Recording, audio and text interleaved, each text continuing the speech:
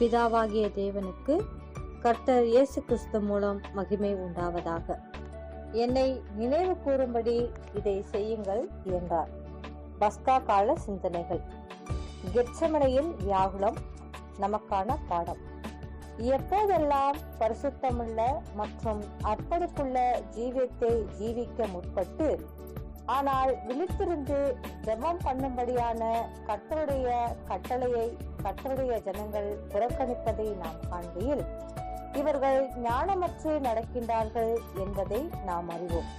மேலும் இவர்கள் எவ்வளவுதான் கன்னிகைகளாகவும் தூய்மையானவர்களாகவும் இருப்பினும் இவர்கள் புத்தி இல்லாதவர்கள் ஆவார்கள். தன்னந்தனியாக இவர்களால் சுயத்தையும் பாவத்தையும் எதிராளியானவனையும் ஜெயம் கொண்டு விட முடியாது. ஆண்டவருக்கே பலப்படுத்துதல் அவசியப்படுமாயின் நிச்சயமாய் அது நமக்கும் அவசியம்.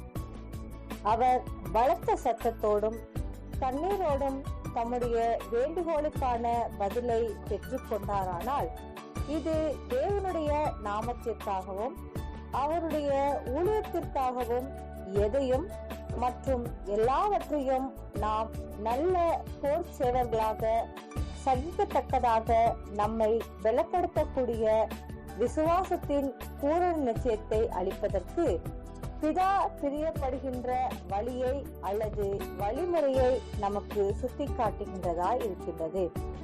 கர்த்தரை உண்மையோடு ஜெபத்தில் நாடுபவர்கள் நிச்சயமாய் கர்த்தர் இயேசு பெற்றுக்கொண்டது போல ஓர் ஆசீர்வாதத்தை பெற்றுக் கொள்வார்கள்.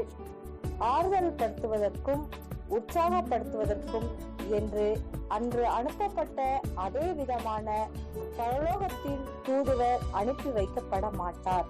எனினும் வேறு விதமான பரலோகத்தின் தூதுவர் நமக்காக நிச்சயமாய் அனுப்பி வைக்கப்படுவார். அத்தூதுவர் அல்லது அது நம்முடைய சோதனைகளையே நமக்கான பிரச்சனைகள் என்று கண்டு நம் மீது அனுதாபம் கொள்ளும் சக சகோதரர்களாக இருக்கலாம். இல்லையே அது ஒருவேளை அப்போஸ்தலர்கள் ஏவப்பட்டு கொடுத்த கிருபையான வார்த்தைகளின் மூலம் தேவன் நம்மிடம் பேசுகின்றவராய் இருக்கலாம். நமது கர்த்தரின் விஷயத்தில் அப்போஸ்தலர்கள் அவருக்காக அனுதாபம் கொள்ளாமல் அல்லது அவருக்கு உதவிடாமல் இருந்துவிட்டனர்.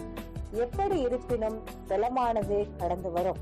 அது மனுஷர் அல்லது தேவதூதரின் வாக்காக இல்லாமல் மாறாக நாம் அவருக்கு பிரியமாயும் அவரால் ஏற்றுக்கொள்ளப்படத்தக்கதாகவும் இருக்கின்றோம் என்றும் தேவனை அன்பு கூறுகின்றவர்களுக்கென்று அவர் வைத்துள்ள மகா மேன்மையும் அருமையுமானவைகளை நாம் உரிமை கோரலாம் மற்றும் எதிர்பார்க்கலாம் என்றுமுள்ள தேவனுடைய வாக்காகவே இருக்கும். 2773 ஆமென்.